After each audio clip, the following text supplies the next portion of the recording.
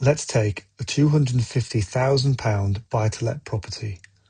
Most people think you need a £62,500 deposit, and that's it. But in reality, the total cash required is often much higher. By the time you include stamp duty, fees, and a buffer, that number can move closer to £70,000 or even £80,000. In this video, I'll break down exactly how much money you really need and where most people underestimate.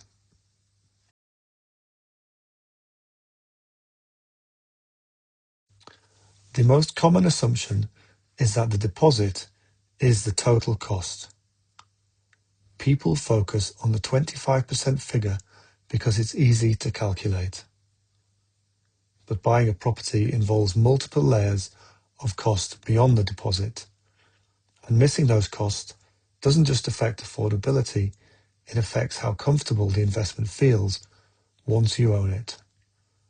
Understanding the full picture at the start avoids pressure later.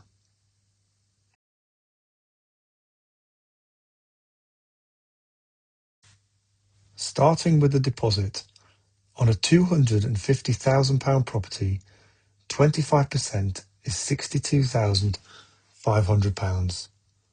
This is the largest single cost, and it determines how much you borrow. A larger deposit reduces your mortgage and improves cash flow. A smaller deposit increases leverage, but also increases monthly pressure. So the deposit is not just an entry cost, it shapes the deal itself.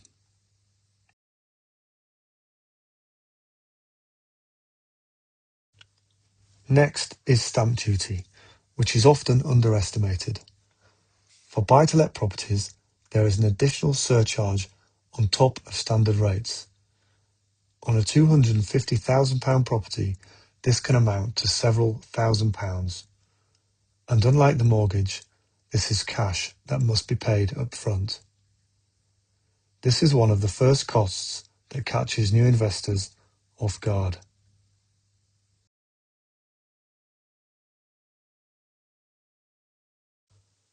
Then you have legal and transaction costs. Solicitors' fees, searches, and other administrative costs are part of every purchase. Individually, they may seem small, but together they add up. It's reasonable to allow a few £1,000s for these. Again, this is cash required at the start, not something financed through the mortgage.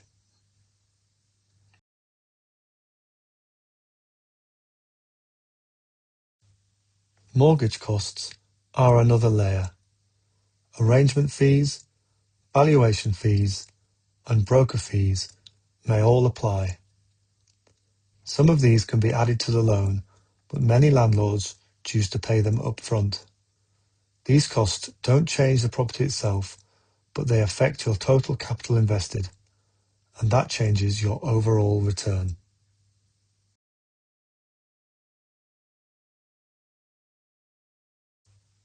Before a property can be rented, it often needs some preparation.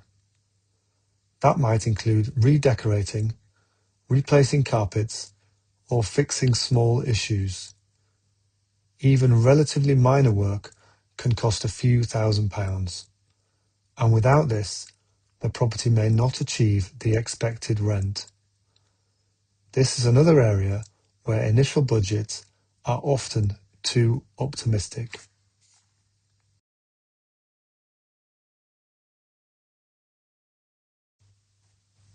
When you combine all of these costs, the picture becomes clearer. Deposit of £62,500. Stamp duty, legal fees, and the mortgage costs and preparation work could easily add £10,000 to £15,000. So the total cash required might be closer to £75,000 or more. That's a significant difference from the original assumption.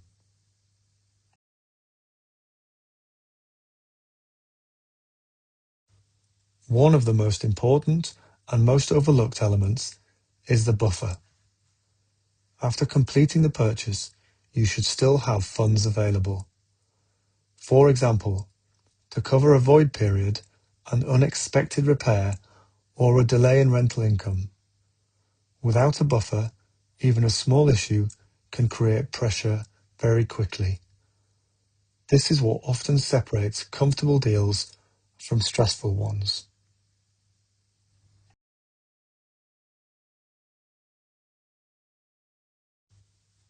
Let's compare two buyers. One uses all available cash just to complete the purchase. The other keeps £5,000 to £10,000 aside as a buffer. Both own the same property, but their experience is very different. One feels exposed to every issue, the other has flexibility.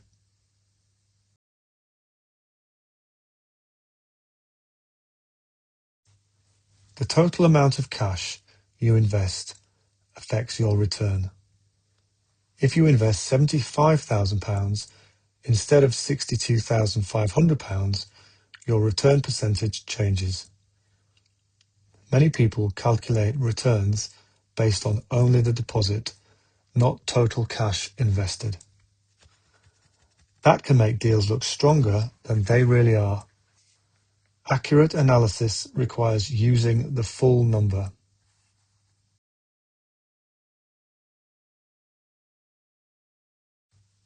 There's also a link between how much you invest and your cash flow. A larger deposit reduces your mortgage, which increases monthly surplus. That improves resilience. So sometimes investing more upfront leads to a more stable long-term outcome.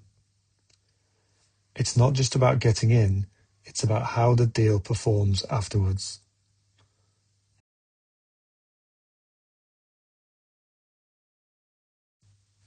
The most common mistakes are underestimating total costs, ignoring the need for a buffer, and focusing only on the deposit. These mistakes don't stop you buying, but they can make ownership more difficult than expected.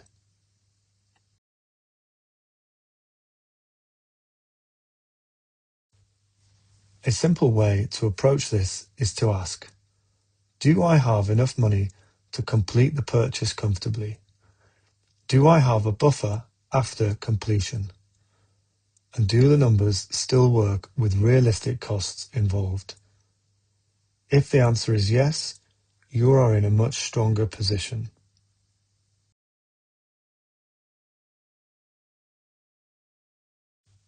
The deposit is just the starting point. The real number is the total cash required, including costs and buffer. Understanding that difference makes your decisions more realistic and usually more sustainable.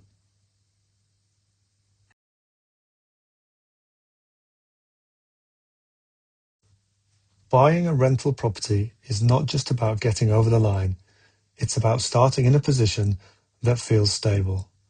And that comes from understanding the full financial picture from the beginning. This is the Practical Landlord.